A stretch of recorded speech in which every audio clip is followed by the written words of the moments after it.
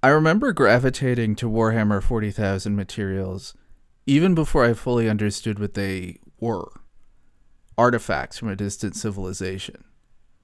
And while I didn't always comprehend the lore as I waded into it, I realized that nothing remotely resembling this backdrop or these narrative components existed in my world. The Crux Terminatus. It is said that after the Emperor defeated Horus, he decreed that pieces of his armor be taken off and turned into badges for all Terminators to wear. I don't know what that means, but that's great. I don't know what this is, but it's awesome. I think you freaky, and I like you a lot.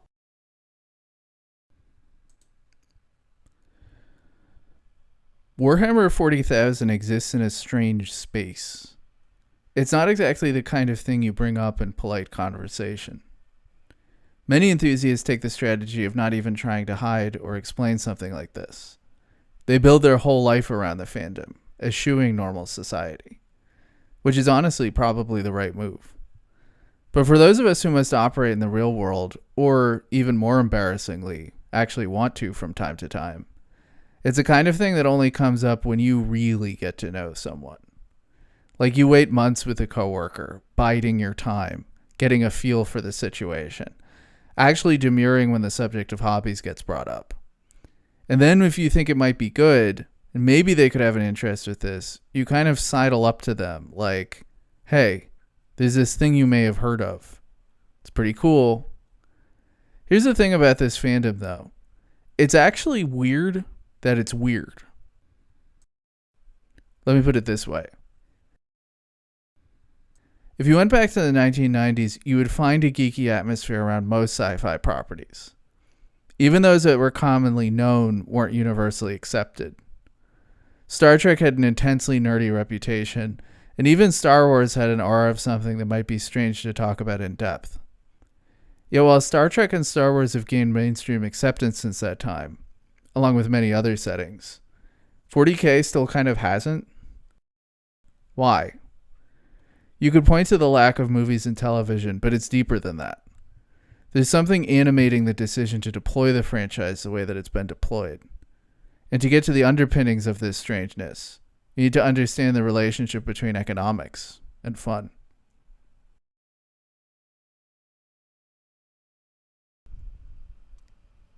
Let's talk briefly about what fandoms are like.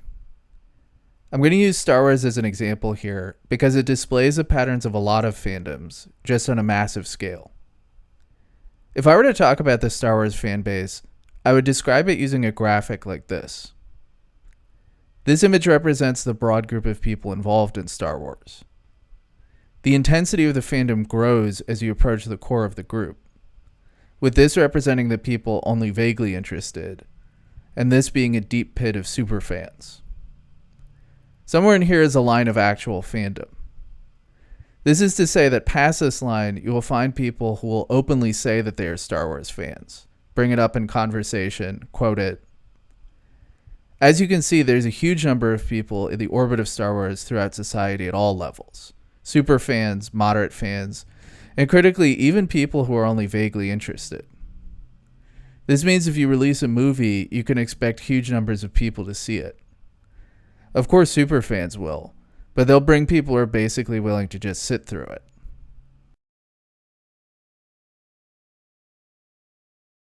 Now, Star Trek is an important lifelong fandom for me, so this is kind of hard to admit, but Star Trek is a little bit more of a niche thing.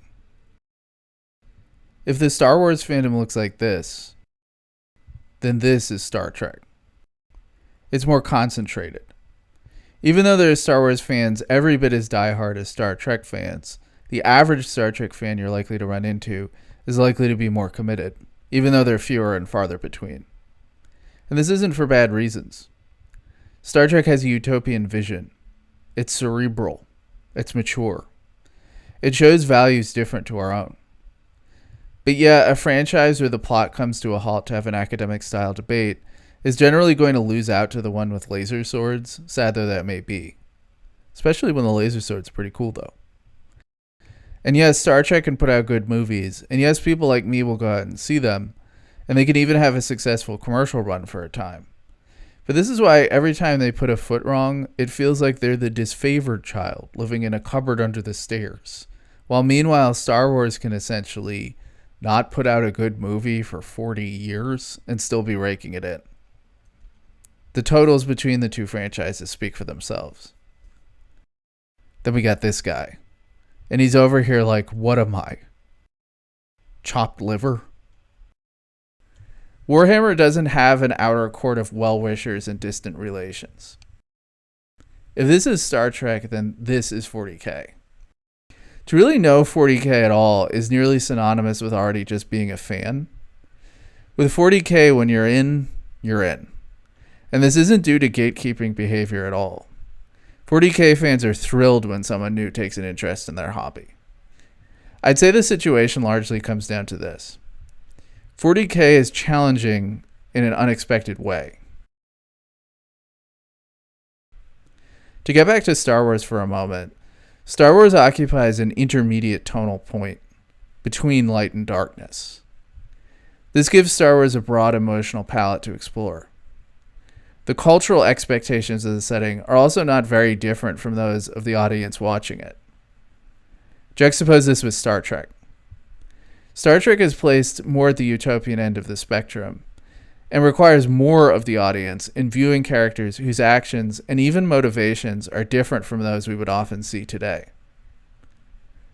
40K is on the opposite end of the spectrum. It's dystopian. Now, dystopian elements are common in science fiction, and normally this is because a dystopian story implies a plot direction, i.e. the evil system needs to be brought down. And this is seen even in lighter dystopian fare. Spoiler alert for the concept of Black Mirror, by the way. There's nothing wrong with this kind of story, but 40K is still trying to do something different.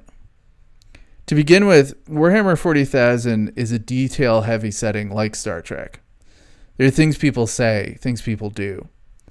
In fact, the only major setting I can think of that has more upfront, bizarre cultural detail is Dune, where every time someone stubs their toe, they say, the fourth willpower is also the third willpower. And it's what are you talking about? The more important thing here, though, is that 40K is differently dystopian. It's committed to dystopia in the same way that Star Trek is committed to utopia. There isn't some Katniss Everdeen moment here, or for that matter, Luke Skywalker. Or if there is, it's not the center of the setting for most individuals living in it. In Warhammer 40,000, we're confronting the question, what if everything for you was terrible and was going to stay terrible, and you just kind of had to deal with it? That's why it's hard to imagine a purely lighthearted comedy, for example, working in this environment, or a hopeful space exploration narrative. This is also, I sense, part of why the setting becomes more attractive the older one gets, with a good deal of humor cutting against it all. In committing to dystopia, Warhammer 40,000 has done something truly special, something that remains meaningful to many people. But of course, this is only part of the story. Many franchises that are good concepts end up dying on the vine, despite having a committed fan base, despite deserving to make it. Other franchises have their moment in the sun, but then fade into memory as a closed canon of works. Many novel things live and die, yet among them Warhammer persists. You may not agree with all the updates to lore, but no one can deny 40K keeps producing new materials for the fans. And it's not as simple as saying because it's sold for money, because remember, all these things are sold for money, including in circumstances where the cash grab is even more cynical than this. Yet 40K sustains itself. And the way it does so is a little different from what you might think.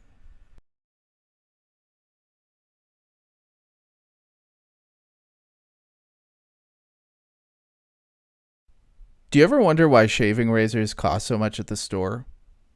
And I mean the razor cartridge specifically and not the stick. It's pretty strange, right? Because the cartridges don't look that much more expensive to produce than the stick. You might imagine this has to do with an industrial process. You might also have a sense that something else is going on. Most people end up needing to shave at some point in their lives, but the extent of that varies greatly from person to person. This actually presents a dilemma to razor producers. If they make the stick plus razor combination too expensive, people who don't need to shave that much actually just won't. They'll wait till it's really necessary, use an old razor, in some instances even go to the barber and do it as part of a haircut. Make the razor and stick too cheap though, and you run the risk of not being able to make the razor and stick combination economically. Pushing the price onto the cartridges allows you to charge more to people who shave more, but also offer a cheap option to people who don't shave that much. The people who don't shave that much will buy this stick in one cartridge and be good. And if you think about it, you can see this dynamic in a few interesting places. Remember this thing? I have a lot of fond memories of being around my friends' GameCubes. The GameCube apparently suffered as a platform despite having a bunch of great titles.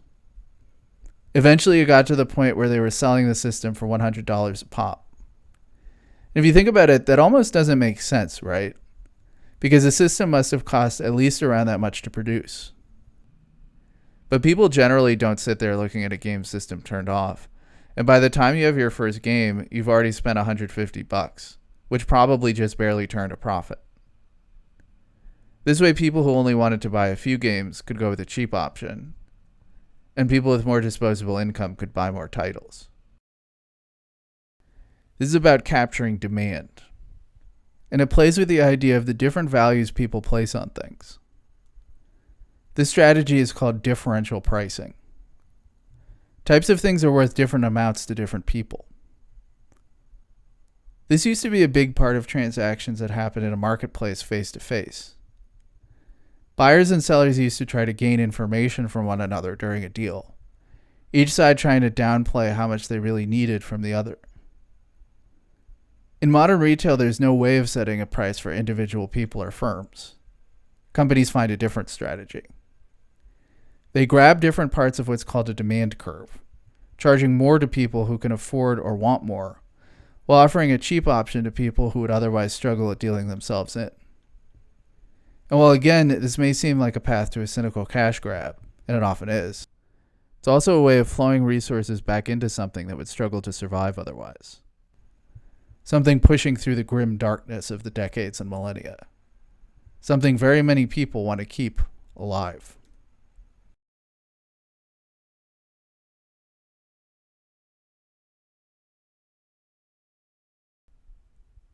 Now, if you thought that this conversation would eventually move to these guys, you're right.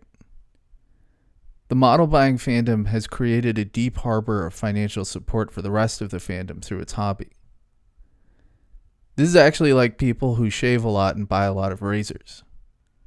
In this case, hobbyists can not only build a complete army, they can also add on different components or build additional armies as they see fit. And this has two sets of interesting consequences. To begin with, it supports the wing of the fandom that's not actually doing army building. In a way, everyone who's focused on computer games and books are kind of like the people who only buy a few razors and are good. This group supports the army builders by raising 40K's profile. And the model builders help this group by anchoring down the core of the setting. There are a lot of jokes about how expensive it is to get into Warhammer, but it really hasn't been super expensive for fans like me, who've stuck mostly to computer games and books. This is in no small part due to the base of people who buy and use the models. Benefits from this group have flowed out across the fandom, anchoring down the world building and allowing it to have focus and depth. This fanbase, and the resources it has poured into 40K over the decades, has greatly assisted Warhammer 40,000 in being able to grow and thrive. This is part of the reason why Warhammer has survived other things that have come and gone over the years. Things like Pogs. This is why Warhammer 40K feels established, like a setting with films behind it. Part of why it has sustained such an extensive literature. Why it's been able to maintain a physical geography. Why even digital actors feel like they're connecting to something with a pre-established core in an existing community. However, there's a more interesting layer here.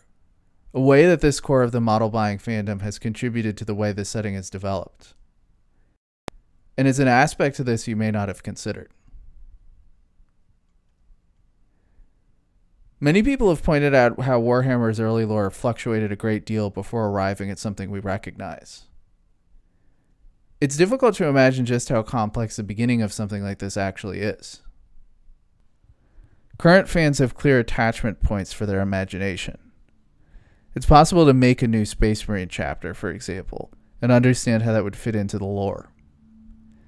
At the beginning, it wasn't necessarily clear what a Space Marine was. It wasn't clear what the Emperor was. Imagine being in the shoes of one of the first creators crafting the backstory for these models.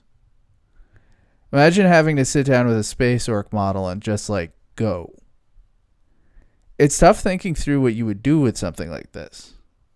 It's tough imagining how you might comply it with other settings. You might sit there oh man, I was going to be a real artist.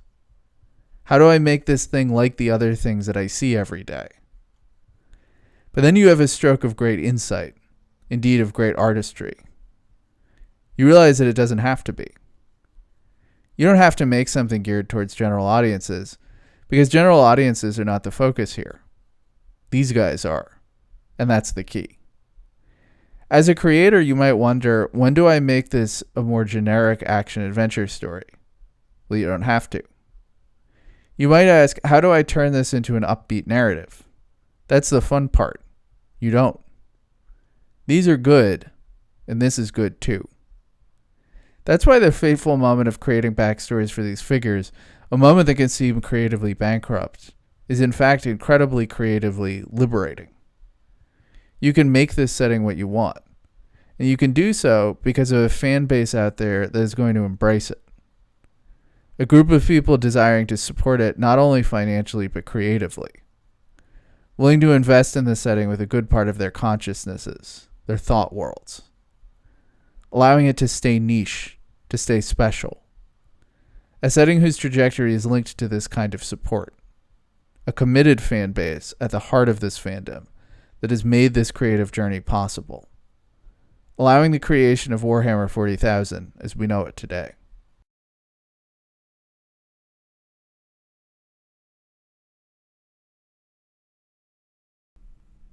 Now I want to say something contentious, but 40K may be ready to go mainstream. There's an opportunity opening up now. 40K might fit well into the current media landscape. Interests are changing.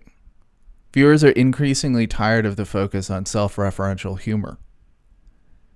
People are ready for a new line of serious storytelling with its own conceits, different concerns.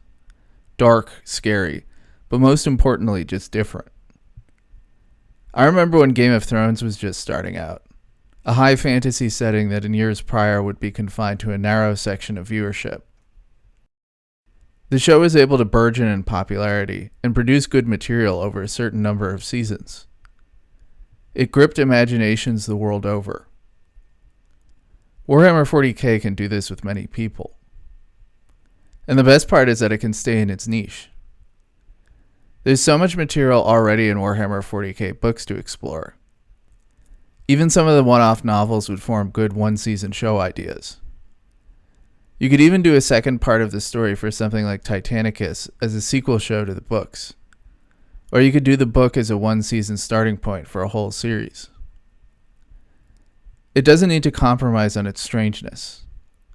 Future narrative work can traverse the unjustness, the evil, and the Dickensian squalor of the setting. Something that is difficult to explore in tabletop or in an action game. It can have its cake and eat it too. Future work doesn't need to be related to extant material either. All new characters could be depicted, and all new stories could be explored. Prestige television can provide a similar level of commitment to model building. The week-in, week-out nature of following a TV show was actually always the reason why Star Trek was able to thrive on television. A long-running series is a great way to connect with a deep fandom. A television fanbase can also be a jumping-off point for new fans to get into the traditional materials, like prior instances of a show inspiring people to get into the book series a show is based on. Nor is any of this to discount the possibility of a cinema release. With enough buzz in other corners, a movie could be successful. There's actually a simple way for fans to contribute to it. See it twice. It occurs to me that there's a misunderstanding of what fandom is now. The media landscape used to be more flattened out. There's an effort now to make material for as many existing settings as possible, but it occurs to me that even as content generators tap into certain franchises, they don't understand the fierce loyalty many people have to them. I try to make a habit of not watching materials that get bad reviews from people I trust. Remember, that's how you actually discourage the vandalization of legacy. Warhammer 40k is actually the only franchise where I'd see it once almost no matter what the critical reception was, and then almost certainly see it twice if it was at all good. And if it was great, I would basically just move into the theater. I remember seeing Warhammer 40k materials in almost my earliest days, peering out from across shopping centers, across restaurants and clothing stores. They were dark and mysterious. The models and artwork conveyed something internal, fantastical, significant.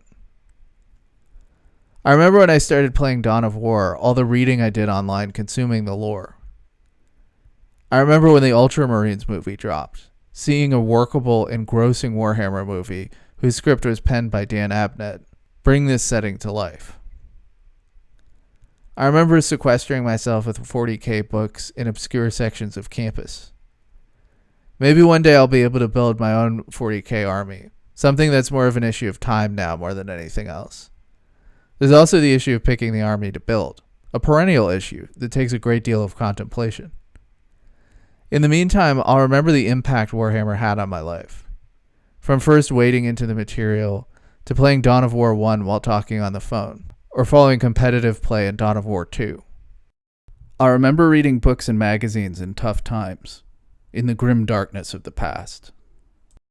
A touchpoint for serious storytelling as well as comedy. A web of shared experience. And a touchstone for community.